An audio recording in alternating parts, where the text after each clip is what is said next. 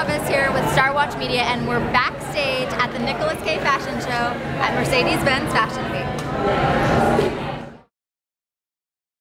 Alright, hey guys, Brooke Chavez here with Star Watch Media. We're backstage at Mercedes-Benz Fashion Week with the brother-sister duo, Christopher and Nicholas of Nicholas K. Thanks guys for being with us. Sure. Thanks for being here. Nice to see you. How do you feel?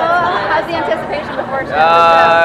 We're lots of anticipation, lots of energy, a little bit of sleepiness mixed in there. So the caffeine's working though. Well, I have to say your clothing is gorgeous. It's so effortless. What's the inspiration behind this season's lineup? So we went back to the 70s and we were inspired by a film called Soylent Green, which was, they predicted what the year 2022 was going to be like in New York City. And, after watching the film, a lot of those issues that they brought up in the film are really relevant to now, and it was a perfect fit for, what we're about. With all this technological advance and everything, we feel like nowadays people are going back to a more organic way of living, almost more primitive way of living. A little more minimal. Yeah, minimalistic, and that's how we feel like our clothing is. We use a lot of cottons and organic fibers, and we feel like it's really important to be comfortable and versatile in our wardrobe.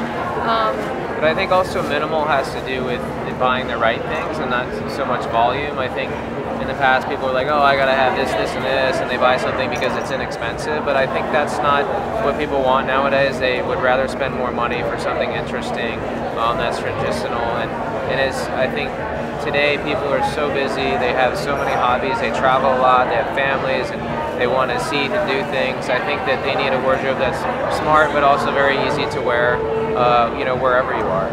So functional, but amazing quality. I think so. That's what we really strive for. Obviously we design and work towards that.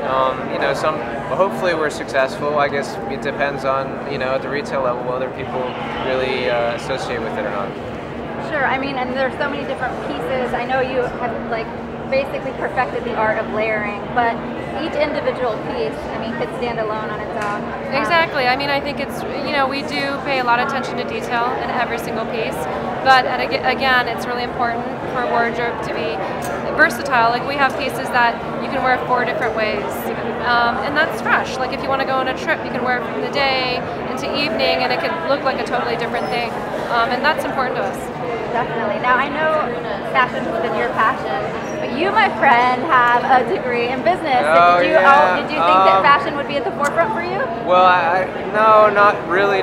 Probably 20 years ago, definitely not. My background is actually in the biosciences, so then I went to business, and then, I did model for a while, and I do. Aesthetically, I'm always, whatever I buy and I build a lot of things. The aesthetics has always been something that's important to me. I always have to, sometimes projects take twice as long because I can't shortcut. I like to make sure things are done right. So I think that it's really a philosophy of how you do things.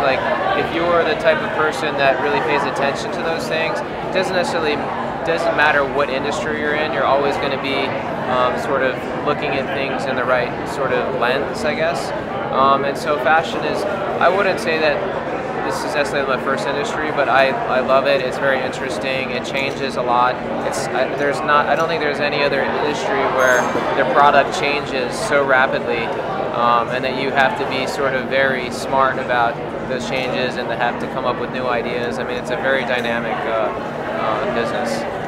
Definitely. Yeah. And you, of course, I'm sure have so much fun working with family. Yeah, well, there's ups and downs. I have to ask you guys, you said, you hardly have any sleep. What do you guys do in your spare time when you're not here with all these gorgeous models or modeling your stuff? We both have lots of hobbies, yeah.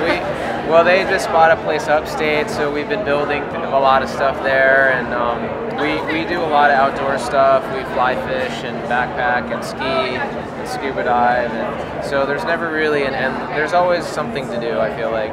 It felt like if we retired, we would both be busy doing something.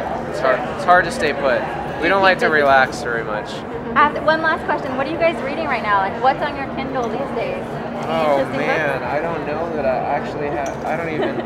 They're like, I'm too pretty to read. I'm sorry. No, No, not at all. No, Just actually, kidding. the thing is, I like to learn how to do things. Like last year I learned how to weld, so that's been a big thing. And then this year I learned how to fiberglass. So I like to actually, I'm like a hands-on guy. I like to learn how to do things. So DIY book. Yeah, exactly. I've been buying a lot of vintage 1950s, mid-century books on carpentry and decks and like. And more she of, made like, the how to do it jewelry this yourself. season, Right. So I've been reading up on all that kind of thing.